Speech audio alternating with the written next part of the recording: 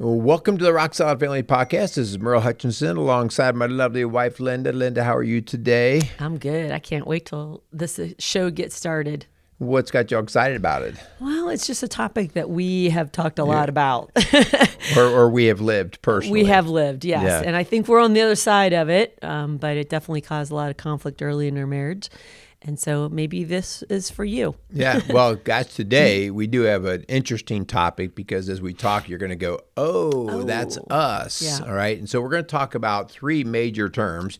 We're going to talk about rigidity, spontaneity, and flexibility within the marriage and just what they are really and the importance of understanding like how they work. And man, like it's not always easy, is it? Which one is which? Let's see. Well, which one are you? Yeah, but before we get started in that, we want to thank our sponsors. Boy, that was a nice little sidetrack. Okay. Casey's Outdoor Solutions, Maxwell Construction, and the Hoosier Ice House for their support of what we do and really supporting healthy families and marriages. Yeah, and so this is not like guys just being hard-headed or stubborn. This can be those can come out, but you could also be a stubborn spontaneity sort of person, right? Like, no, I'm just going to do my own thing all the time.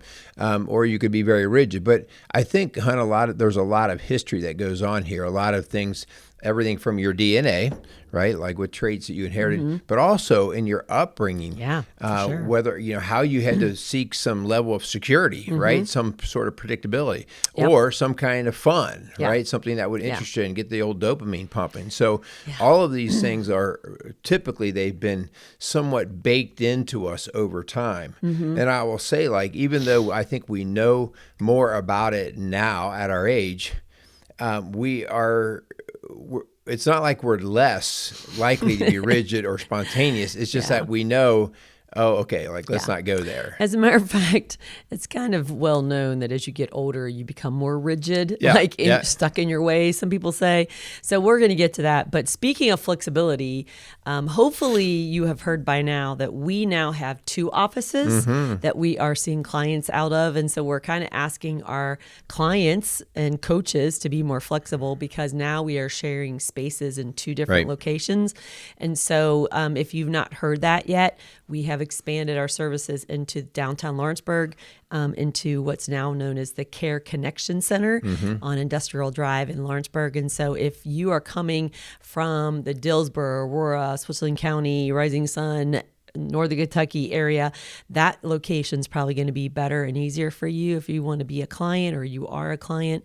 So please check us out. If you go to schedule, you'll need to pick out not just the day and the time and the coach, but also the location now. So we just wanted to make our listeners aware of that change. So as you guys are listening to this, we are actually starting this week down there. So there might be a few little snafus. But, my gosh, I'm supposed to be in the Lawrenceburg office. Actually, I just found out that I had not blocked off my St. Leon calendar far enough ahead.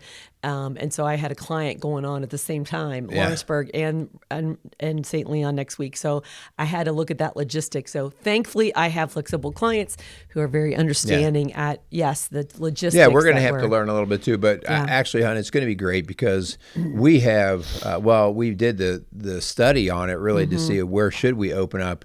And a vast, large number of our clients come from the Lawrenceburg, Aurora area down that way. Yeah. And even, like you said, Northern Kentucky. And so it opens up for convenience to a lot more people. That was the least one of our excitement ones because it's the furthest drive for us. It's from our house. And it's, it's kind of a pain to get to. But anyway, we're excited to be there and we know that God's going to bless that. We also want to, speaking of flexibility, a lot of times when you are in a divorce situation or a blended family situation, sometimes there is very strong rigidity or some conflict that comes.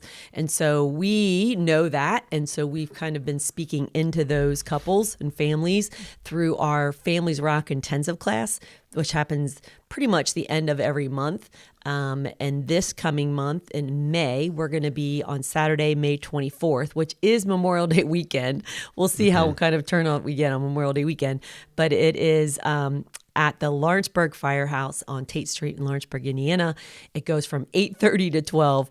I had a great class last month, right. But one of their biggest comments was, 1, it's too early, and 2, we need coffee. Yeah. But they were at the end, they were all thankful they had been there, and they felt like it was very valuable. So 8:30 to noon, it is $75 per household, and I feel like a great value for what you get. Yeah, definitely one of the things that we get the best encouragement out of back our way, saying, hey, that was really good and that was really helpful. And so hopefully we can be encouraging to you guys when you're in those situations of trying to raise kids, and especially if you're in a co-parenting situation, we want to try to help to make that a little bit better and stronger. Yeah. So why is this topic? Because I know that this hit for you, a subject you wanted to cover. Well, not in particular like one case or anything, but we do often say like we choose subjects a lot based off of what's been coming in our office. And so one of the things that, I mean, for you and I in particular, our personality, and again, this is how we seek either joy and fun or stability and security. And you have been a more rigid person for security and the predictability. And I've been much more, and I think it's just from the upbringing of, well, I don't know, let's give it a try and let's go from the seat of our pants. Throw spaghetti on the wall and see what sticks. Yeah, and so the question might be, which way's right? And that's a really bad question. And people who ask that question are the ones who want everyone to go to one side or the other, my side in particular. Tell him he's wrong. And it really, so what we want to talk about today is you're going to take some time to actually look at your own relationship and see, what's happened there. If there's a discontent or even a loss of joy, right? Or resentment. Fear, lots of anxiety, right?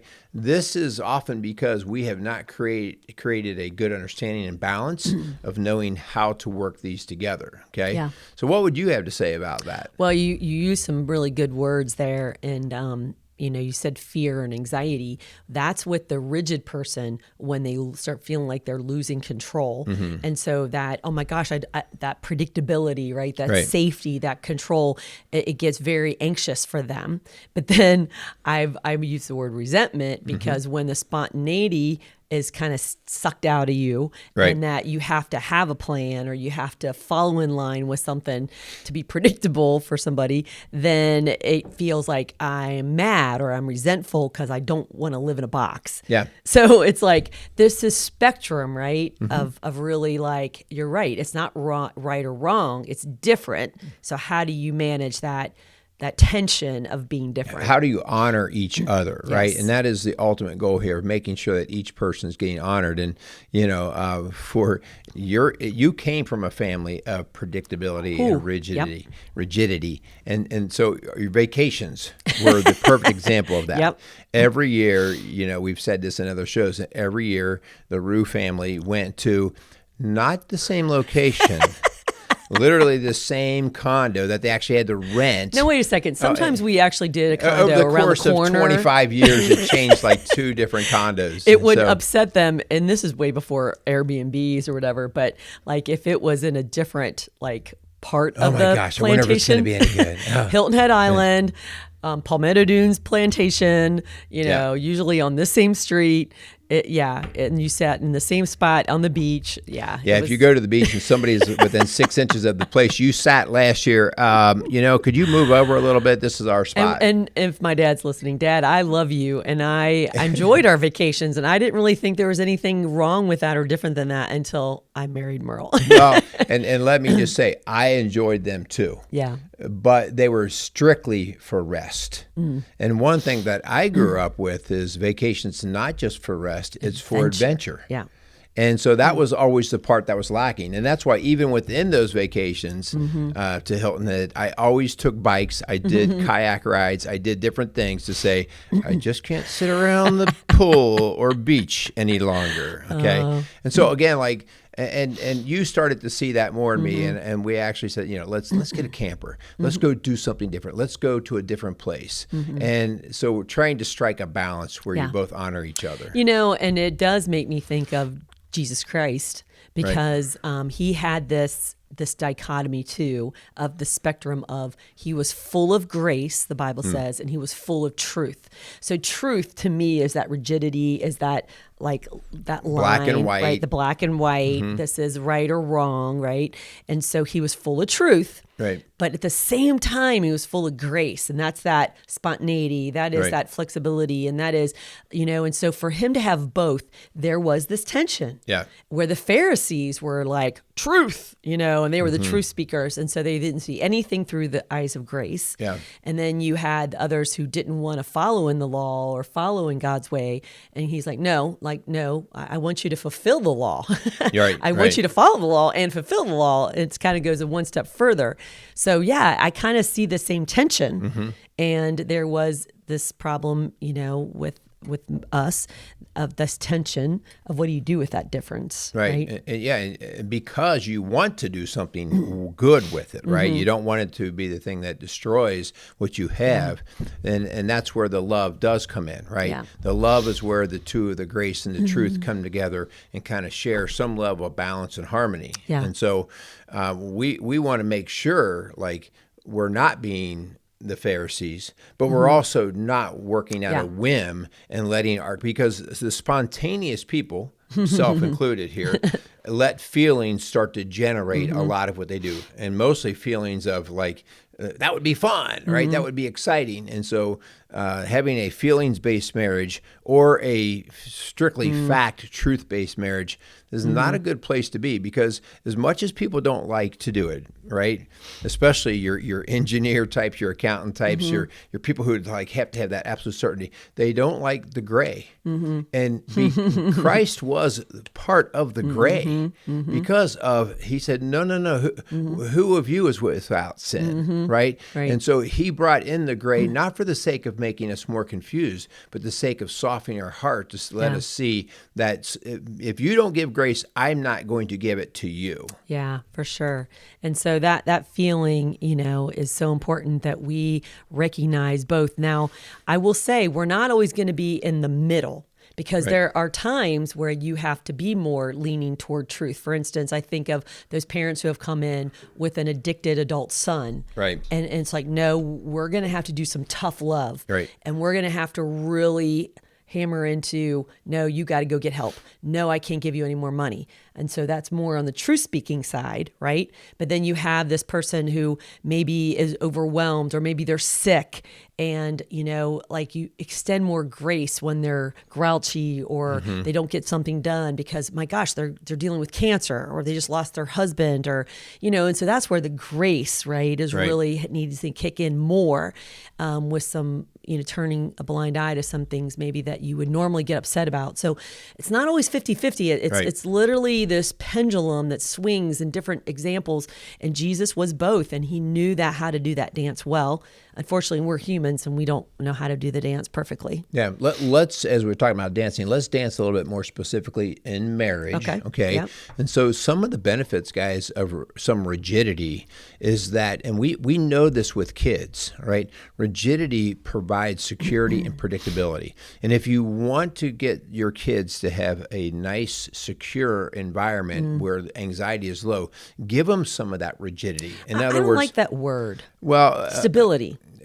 Ultimately, it's stability, but the rigidity means the predictability. Like you go to bed at 8 o'clock. Now, if you are a tyrant and it's 8:01 and your kids are being punished, that's the rigidity we're not talking about. But the idea that in our house, we don't go, well, tonight it's 8 o'clock, and well, maybe it'll be 9 tonight, or maybe it'll be 10, because that moving target is what causes confusion to kids. And so that rigidity or stability maybe is a word that you'd like to use there. It's just that idea that it creates some of that predictability. And even if your kids don't like a particular thing, like I don't like doing homework at 7 o'clock. The idea that they know they have to do it at 7 o'clock becomes one of those things where they just say, well, it's 7 o'clock. I guess I just have homework to do. And so they actually get disciplined to it. And so that's a big benefit. And even in marriage, that predictability within the marriage is super important. I had a couple not long ago that were upset because, and in particular, he was upset because he felt like she was putting a curfew on him. And I said, I'm not hearing that. I'm not hearing a curfew. I'm hearing that she just wants to know when you're going to be home so that she can rest. Predictability. Versus, well, I'll be home when I get there. Yeah. But see, and we're going to get into the flexibility part in a second, but the predictability and consistency is what provides safety and security. Right. And so, yes, there's always exceptions to every rule, but it needs to be more of an exception than the norm. Right. And so that predictability provides that security. It also helps you to uphold your commitments, right? Mean what you say and say what you mean. Right. Like if you say you're going to be home at 7, then if you are a man of your word, you'll be home at 7. Obviously, if there's an hour-long traffic jam, that's the exception, right? But that's not normal. That's not a normal routine. So there's boundaries, there's commitments, and then really you kind of have those values, that those foundational things you're saying are super important. You're going to fight for, right? That's that predictability and that stability that we need in our marriage and family. Guys, if you are in a situation where you're trying to build trust or rebuild trust, this is huge. This rigidity or stability is vital, even if it's way more than you want, because this is where you can actually let your partner know that your yes means yes and your no means no. And so you may say, I don't like how rigid this is. Like I have to, but when trust has been, damaged in a severe way, we have to start somewhere, and lining up our action and our word is critical. And so oftentimes when we have couples that have gone through a big falling out, we have to go back to a very rigid, protective way of living to say, okay, baby steps.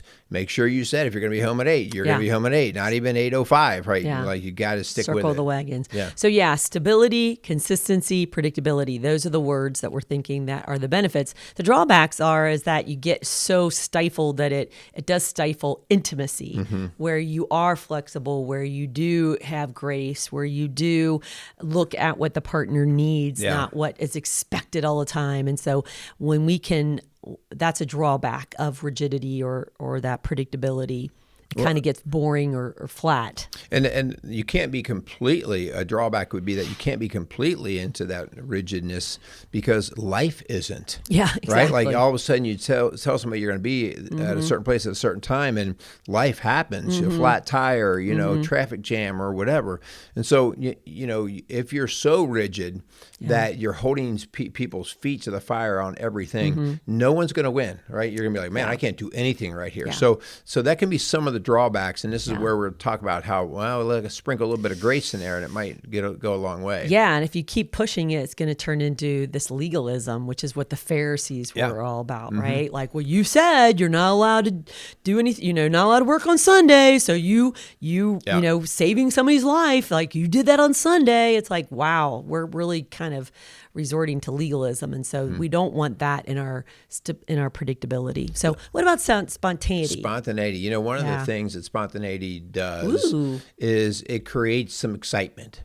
It creates that joy, that little dopamine hit. You had no idea this morning when you woke up, what was going to happen, and all of a sudden at 3:00 in the afternoon, the two of you looked at each other and said, hey, we don't really have anything big with this weekend. Let's go for a weekend or somewhere. Yeah. And it wasn't even on your mind. Where can we get airplane tickets? Let's just go. Let's go do something. And because the expectation has not been building, or you've not been defeated because things aren't going well, everything's new and fresh. And so if you really want to pump some life into it, spontaneity can be really good and healthy. We have done that with buying vehicles and buying campers. We went out a week or so ago, and all of a sudden you were like, well, what are you doing here? And we're looking at different campers, and we're like, huh. So we had to make a truce, or not a truce. We had to make a pact that no matter what, we're going to be spontaneous here, but no matter what, we're not signing our name in a salesman to anything. room and like, oh, this is not going to end well. I'm literally chuckling to myself, like, I've been here before. This is not going to end well. And so, but it did get a little exciting and fun. It got exciting, and not very much for the salesman. And I think that's what happens too as you get older. He's like, oh yeah, these guys, they're not going to let their impulses take over. But it was fun just going out, because we had no idea at the beginning of the day that we would be doing that at the end of the day. And that just created a lot of fun for that afternoon. Yeah, and it fosters deeper connections with you two. It creates this, like you said, that enjoyment, that excitement, and really hopefully that a deep emotional intimacy that just we want to breathe life into the relationship. I want to read Ecclesiastes 9:9. And this reminds me of how seriously we sometimes take life over really stupid stuff. And so Ecclesiastes 9:9 says, enjoy life with your wife, whom you love, all the days of this meaningless life that God has given you under the sun, all your meaningless days. And that basically what Solomon's talking about there is you put all this thought into everything that you should be doing and what ought to happen and all of these different things. And he's just saying here, just take a deep breath and enjoy your wife for the day. Just have some fun, chill out, right? Because those things are the things that are going to matter versus whether you check the box that you got another thing done that day. And so it really does encourage playfulness and lightheartedness. And so, it brings that joy. And joy is one of the fruit of the Spirit, like love, joy, peace, patience, goodness, kindness, gentleness, and self-control. Like all of those things are things that he wants us to be indwelling with, to speaking life into, to sharing with our partner. And so that joy is something that would be a great benefit. But what's the drawbacks of spontaneity? Well, the drawbacks, it can create instability, especially if people's minds aren't ready for it. If somebody really has their mind set on certain things happening or not happening, and all of a sudden this is the curveball of life you're throwing, right? Life's going to throw enough curveballs, but if your partner is the one throwing them at you, you get a little resentful. Like, wait. Now, what are you doing? Like, I didn't even see this coming, and I'm not comfortable with it. Especially if they already struggle with anxiety or worry.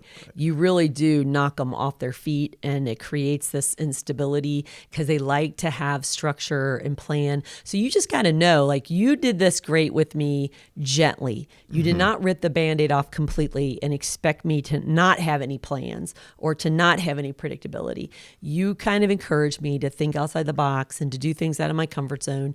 And, after 38 years, I'm slowly getting there, but it still is something that's hard for me sometimes. And I think part of that is at first, even though we had the best intentions for each other, you still just don't know what you can trust and what you can't trust. And over all these years, like at the end of the day, even if I do something kind of spontaneous, I've never tried intentionally to put us in jeopardy. And so now I think you're at least trusting that, listen, I know he's just, we're going to go do something different, but nothing bad is going to happen here. Because another drawback of spontaneity is when you neglect your responsibilities or your commitments. Like, for instance, going out and buying a $100,000 camper that you have to make payments for the next 20 years, and you're upside down. You can't even make the payment, or selling your house and going on the road or, whatever. Right. It's like, holy cow, we have jobs, we have children, we have commitments. And so we want our yes to be yes and our no to be no, the Bible says. And so we want to make sure that we continue to honor God with our just responsibility and our commitments and our word, right? Yeah. And you have to know, like, when the spontaneity is being driven by one person, it can be a very self-centered thing because you'll have statements like, well, I want to do this, right? And so working the spontaneity to the point where you can say, hey, we would both like to do this. And so usually those thoughts come from one mind, and it usually is I, want to do this. So you have to be really careful about balancing the self-centeredness of it and including your partner in at the level that they're willing and able to jump in. I cannot remember the name of this, but there's this website, and then this little thing you can buy. It's like an adventure dating thing where it gives you like these surprise dates where you literally say, okay, are you up for a surprise date? And you pick one out, or I forget how you do it. I think they have an online version and a version you can buy like on Amazon, but it's a kind of a spontaneity thing, but you're choosing, like, this Friday we have open, what are we going to do? Are we going to be going to the grocery and buying food to cook dinner for each other? Or are we going, getting a paddle boat and going on the lake? Right. So yes, you definitely don't want to do just a self-centered thing that seems so selfish. Yeah. So, driven by you. This weekend, and I your know flesh. you would like to go on a 100-mile bike ride with me. Come on, I know you would like to do this. You tried that before. It didn't work out so well, did it? Philippians 2:3-4 says, "Do nothing out of selfish ambition or vain conceit. Rather, in humility, value others above yourself, not looking to your own interests, but each of you to the interests of others." So I want to look at what would kind of be exciting for you, right, and do something like that, and vice versa. I had a family recently who did a surprise day. Everybody was off school at work, and they had like little pieces of paper. And so they started off with, okay, pick one of the papers. Right. And they were going to this breakfast or this breakfast. And then it was like, okay, pick another paper. And they were going to go to this activity or this activity. And it was that spontaneity, fun, excitement thing that really just made it a fun day for them to remember. Yeah. And there's a lot of scripture in the Bible that really, says something about marriage or is good insight to marriage. But if I had to choose one, besides, unconditional love type things, this one that you just read just seems to me like to be the core of how you actually see couples dancing well together. When it says, "Do nothing out of selfish ambition or vain conceit, rather in humility, value others above yourselves, not looking to your own interests, but in the interest of others." And so now, if one person does that, it ultimately does not go well. But if both people are doing that, if husband and wife are both looking out for the interest of each other, guys, the dance becomes amazing. If at any time I know Linda would carry the load that I'm trying to and not able to, or vice versa, I would carry hers, the trust that builds from that becomes really unbreakable, especially when God's in the center of that. And so I just think that, so often I say, your homework today or this week when you guys leave, first is to be nice to each other, okay? And second is to outserve each other, all right? Yeah. And so just that whole idea, and typically you have one person, now when they both have gone cold, they're not serving each other. But a lot of times before that, you've got one who's trying, they're serving like crazy, but they're getting very resentful because they're not getting served back.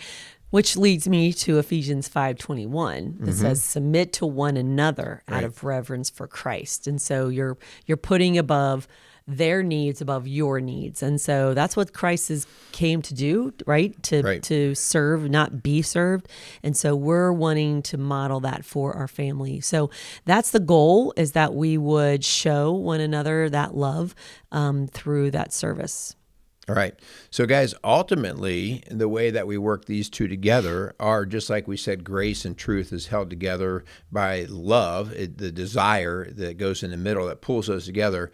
Here, the rigidity and the spontaneity are held together by your desire, your willingness for flexibility, because flexibility is what makes us adaptable. It provides resilience within the marriage. In other words, we can get through difficult things because we know our partner has our back. So this flexibility is something that you really want to work towards. And I think it's important. We've said this in shows before. Sometimes this is the ultimate compromise, where if one person's always working to get their way, always working to get their word, and the other person's just, okay, like, whatever, okay, we'll do your thing, that's not healthy.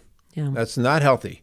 We need to say, you know what, we don't have to do it my way. Let's go your way, because that's what it is it's a show to your partner that you're flexible for them. Yeah, that's really a huge tool to put in a child's toolbox as well. If they always have to get their way, if they always have to be right, our goal is mutual understanding, compromise. And if we show that and model that in our marriage, our kids will see that too. That's a really healthy way to resolve conflict. Yeah. It's not about the me, it's about the we, and it's about us finding that thing. Dr. John Gottman, who is kind of the marriage guru, he wrote a book that is a pretty popular older one. It's called The 7 Principles for Making Marriage Work. It's a classic. I had to read it in the seminary. But there were so many of those 7 principles that involve compromise and flexibility. Yep. Solve your solvable problems. In other words, work together to find a compromise. Overcome gridlock. which is all about respecting each other's opinions and conflict. Create a shared meaning where you come together with of common values. Let your partner influence you where you're not so rigid on your opinions, and you find that turning toward each other instead of away. And so it's just crazy how it's all about working together in some kind of flexibility, some kind of compromise, being able to be resilient yet adaptable. Man, that is where a successful marriage is heading. Well, and Gottman goes, those are the ways that we heal and stay healthy. And he tells you the way that you're not, because these things aren't going well, is the presence of contempt. Yeah, and stonewalling. Yeah, and so I'm digging my heels in. That contempt, the resentment that builds because you don't ever get your way through, or you're put in your element of insecure predicaments and stuff. And so, guys, these are the things these are not new under the sun, right? Yeah. But because of our selfishness, because we lack empathy as people, we get into these nasty situations, and then we wonder why things are falling apart. I don't have my Synergy shirt on today, but Ephesians 4:3 talks about make every effort. To bring the spirit of unity and the bond of peace. Like, we are called to bring unity into marriage, into families, into communities, into schools, into churches. So here's our advice. If you want to get a piece of paper out, this is where your marching orders are. This is your homework to create that flexibility, that coming together, resolving conflict in a healthy way. This is where we want to start. Yeah. So number one, know your personality tendencies. You have to be honest about this, right? So right off the bat, I want to know, do I have a tendency to be more black and white I'm not rigid. and rigid? Right? You're wrong. I'm not defensive. Leave me alone. Jeez. Right? So do I have a tendency to be that way, or do I have a tendency to fly by the seat of my pants? Right. And I'm not telling you to change it right now. What I'm saying is know your tendency, because you know what you're bringing to the park. Yeah. Second one, number 2, is set your values that you two can agree on. Okay, what are the values? Is it responsibility? Is it compassion? Is it respect? Is it hardworking, work ethic, whatever? You got to set the values you two can agree on. This is something right away we do as a couple or family when we're working with them. Yeah. Then the next thing, so the values that Linda talked about, those are sort of how we're going to work together. But then, what are we working towards? And so name some of your big goals so that the two of you know, listen, if we go buy that camper right now, that's going to keep us from retiring, or that's going to. So, and we said that our goal was to retire, or whatever it is, right? But develop your goals, name your goals, so that the two of you are both shooting for the same targets. Yes. Number 4 is to listen to each other. And you might say, I listen, but do you come with that defensiveness? Do you come with that tone? Do you always come with a sharp rebuttal? Okay. So we really, this is something I'm working with couples right now with so many times, is that we're just going to sit in it and we're going to really reflect back. Like, what I hear you say is that this makes you feel undervalued, or you feel invisible. Like, okay, I'm not going to defend myself. I'm just going to listen. That's huge. Yeah. The number 5 is, guys, always work for unity. Unity over being right or wrong. Making your partner, proving that they're wrong or proving that you're right, okay? Most things are meaningless, all right? I mean, this is nothing new. We just read this in Ecclesiastes 9. Most things are pretty meaningless. And when you are going to the ring to fight over just your way of being right at the expense of your partner being wrong, you're probably messing up. There are very few things that are that critical that you must be right. And there are some factual things but at the end of the day, they're very few. And so seek the unity, seek the compromise. And when you show your partner that you're willing to compromise, man, guys, I'm just telling you, trust and goodwill goes right through the ceiling. Yeah. Fight for the we instead of the me. Okay, that's what Merrill just described. The next one, number 6, is encourage the best in each other. When we are affirming, when we are praising, when we are catching our partner doing right instead of pointing the finger when they do wrong, when we do that, we just foster this real contagious spirit where they want to come to the table. They want to listen to you. They want to work toward compromise because they feel like you see them, you hear them, you appreciate what they are doing instead of pointing out what they're not doing. So encourage the best in each other. Yeah, hon, one thing that you've done, and I know we've talked before, I like to work out and to exercise, and it's part of my prescription. I think if I could get it prescribed, I would, because it's part of what makes me feel good.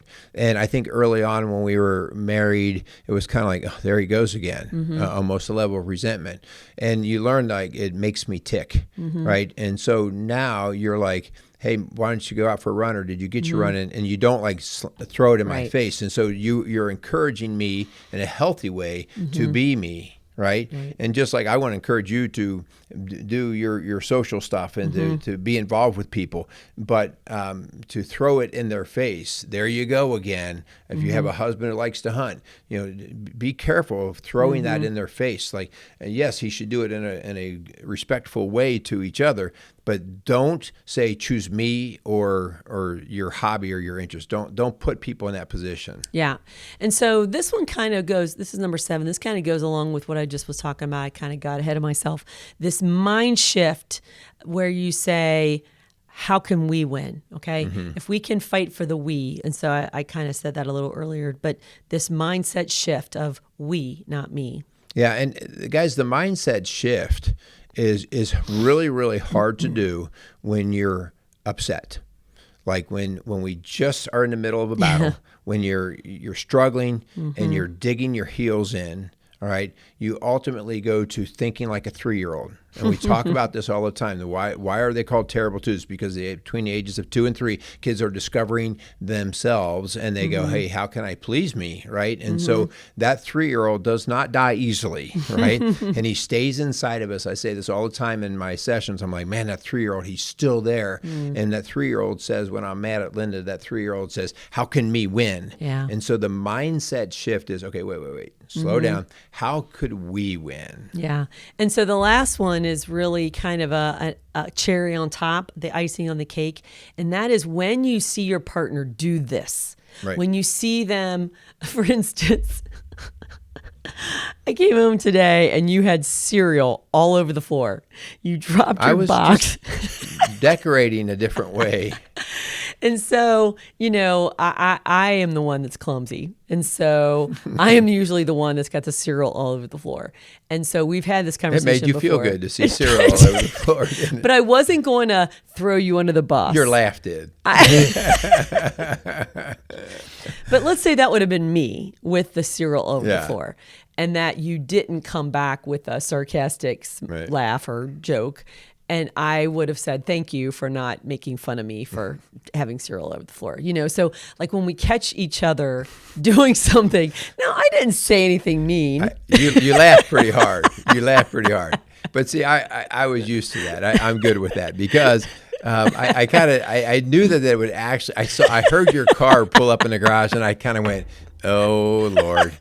And so here I am getting a broom real fast. I literally have cereal all over the half of the kitchen. I would love to know how you did that. Yeah. Well, I was carrying a drink, a bowl of cereal, and I had the box of cereal under my arm, and it slipped out, and it wasn't closed. And when it hit, a lot of times when things hit, they stabilize. Not this thing, man. It just rolled and just shot cereal all over the place. Oh. And then all of a sudden, you pulled up. I'm like, oh, geez. So here I am getting the broom. But I knew as soon as you saw that, you would just smile. But, so when you can catch your partner doing something that you appreciate or is not in their norm, like they did this out of their way to help you or not say something that, normally they would have like spouted off, like thank them, say, thank you for not throwing me under the bus today with my mom, or thank you for helping me clean up my cereal instead of laughing at me. So whatever that is, you just want to foster this contagious spirit of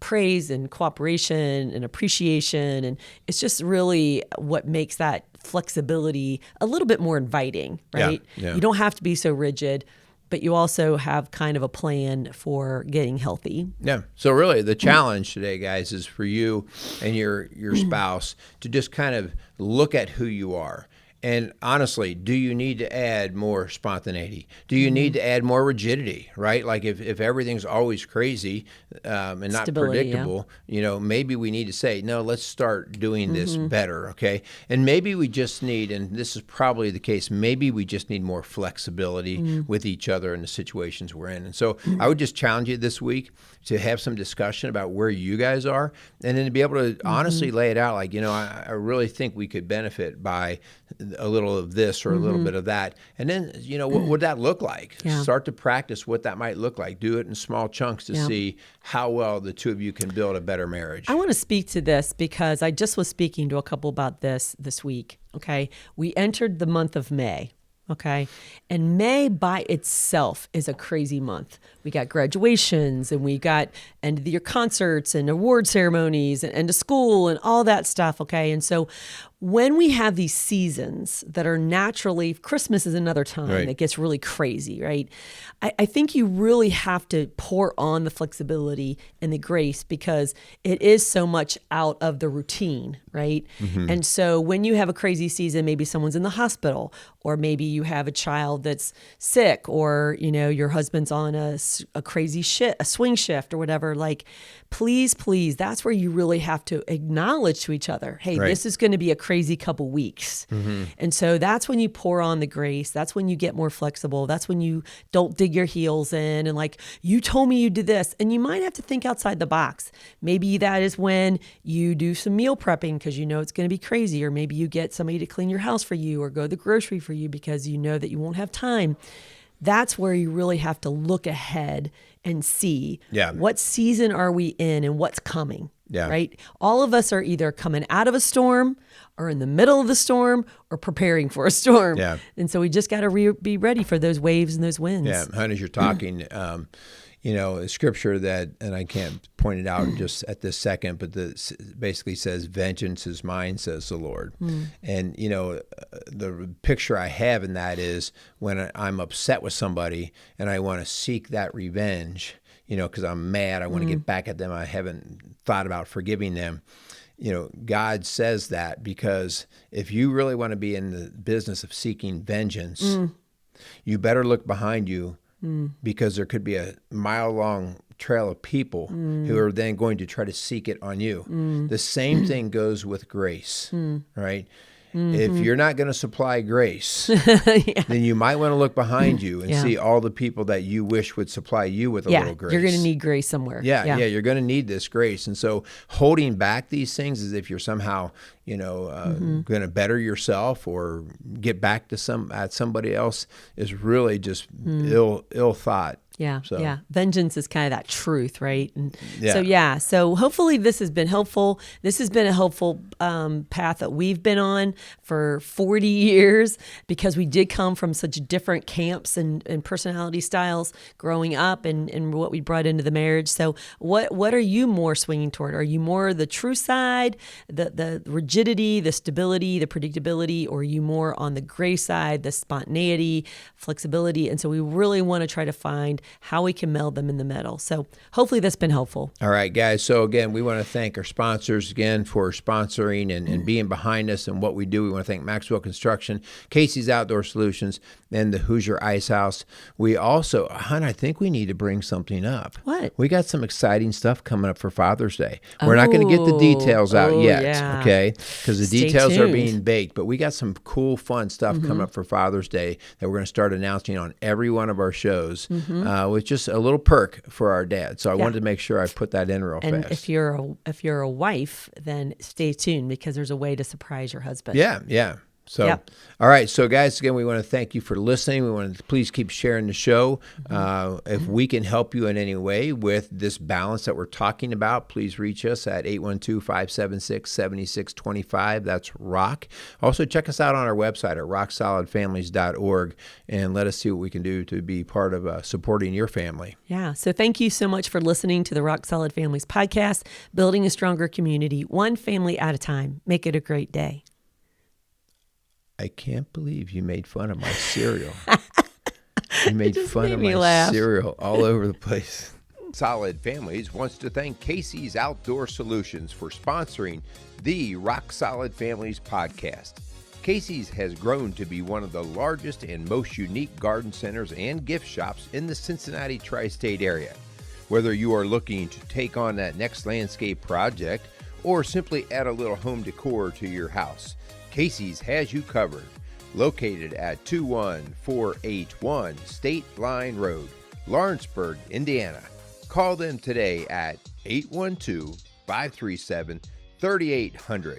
Let Casey's help you add beauty to your home.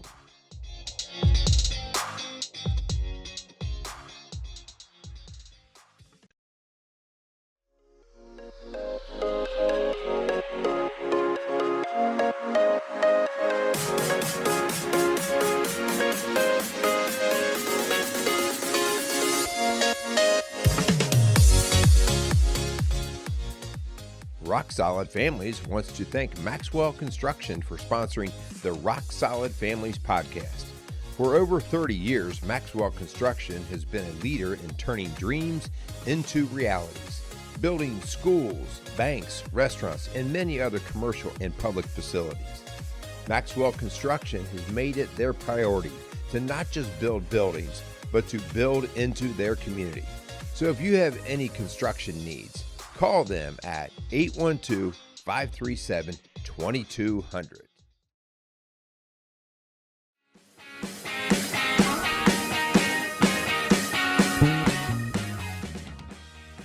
Rock Solid Families would like to thank Hoosier Ice House for being a proud sponsor of the Rock Solid Families podcast. In the heart of historic Lawrenceburg, Indiana, the Ice House is at the corner of Vine and High Streets. The historic building evokes a feeling of comfort with spacious indoor and outdoor dining, a large bar, and comfortable dining areas. Large enough to host parties, yet intimate enough to feel like your favorite neighborhood restaurant. So thank you again for the Hoosier Ice House for sponsoring the Rock Solid Families podcast.